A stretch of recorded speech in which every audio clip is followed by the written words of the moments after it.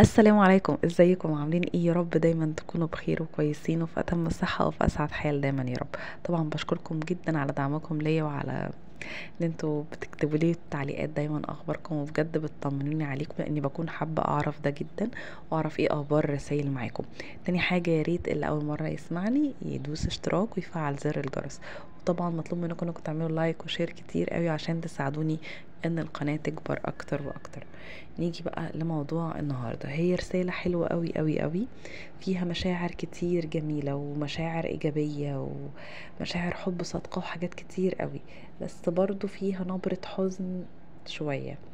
آه ممكن الحب طول الوقت مرتبط بالألم وبالوجع، فزي ما هو بيبقى فيه لحظات فرح ولحظات انبساط، بتيجي برضو لحظات بيبقى فيها حزن وفيها وجع، حتى لو احنا بنكون مش عايزين اللحظات دي، بس غصبا عننا لازم بنمر بيها.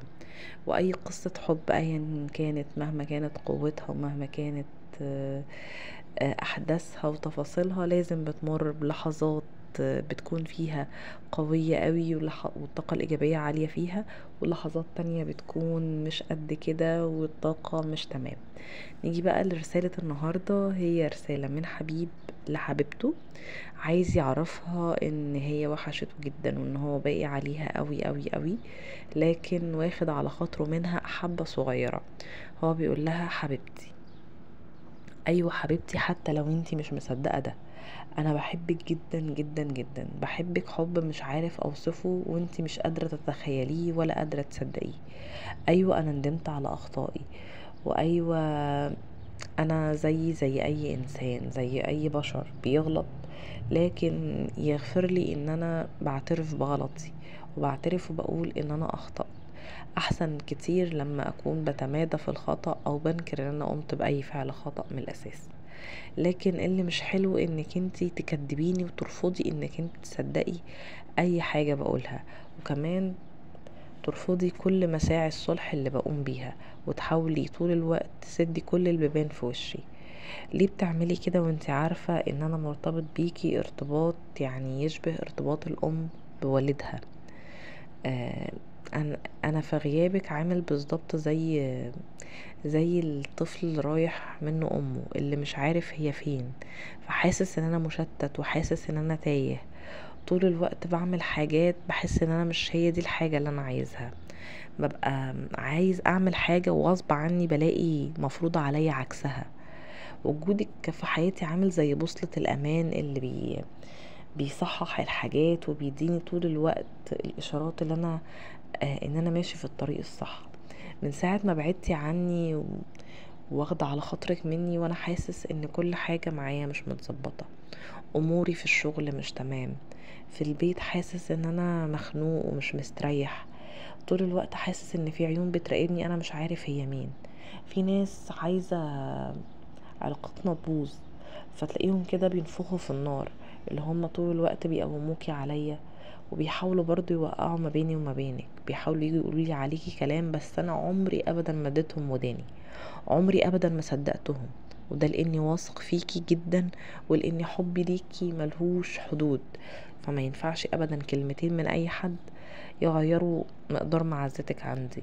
زي ما برضو انا متوقع ان انت المفروض تكوني بنفس الغلاوة ونفس المعزة وبتحبيني بنفس القدر اللي انا بحبك بيه، لان انا طول الوقت عارف ان انا في قلبك وفي روحك، لانك انت طول الوقت معايا وفي روحي وفي كياني، حتى واحنا متخاصمين، حتى واحنا متخانقين ما بنكلمش بعض، طول الوقت بكلمك في خيالي، طول الوقت بستحضر صورتك قدامي وبتبقي وحشاني، بشوفك في الاحلام وبشوفك وانا صاحي، بحاول اعرف اخبارك من كل اللي حواليكي باي شكل وباي طريقه، بشوف اكونتاتك على الفيسبوك، حتى مش من الاكونت بتاعي، بشوف اكونتاتك على الانستجرام، اكونتاتك العموميه على السوشيال ميديا علشان اعرف اخبارك.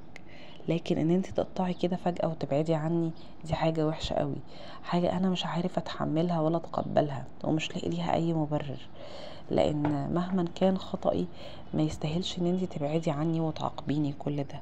انا جيتلك وترجيتك وبقولك لسه عرضي قائم ولسه بطلب منك انك تديني فرصة، وانك تسامحيني، وانك تصدقي فعلا مشاعري. انا مش كداب ولا بقول اي كلام وخلاص.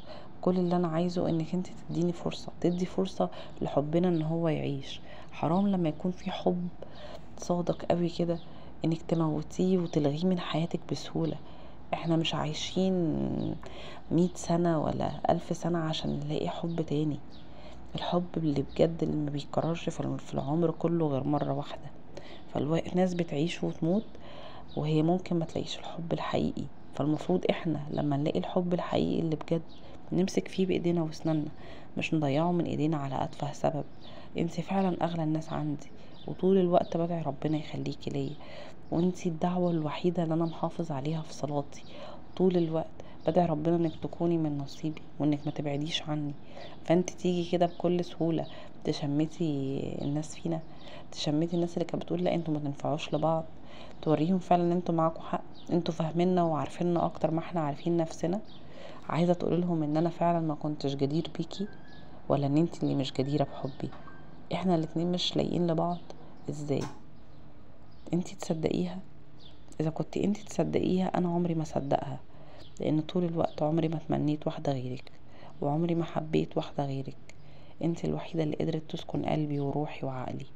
انا بحبك وهفضل مستنيكي لاخر يوم في عمري، يا اغلى عليا من كل الناس.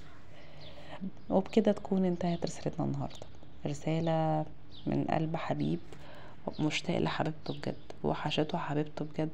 ربنا يجمعه بيها على خير. اقول لكم دلوقتي سلام عليكم، واستنوني مع رسالة حب جديدة.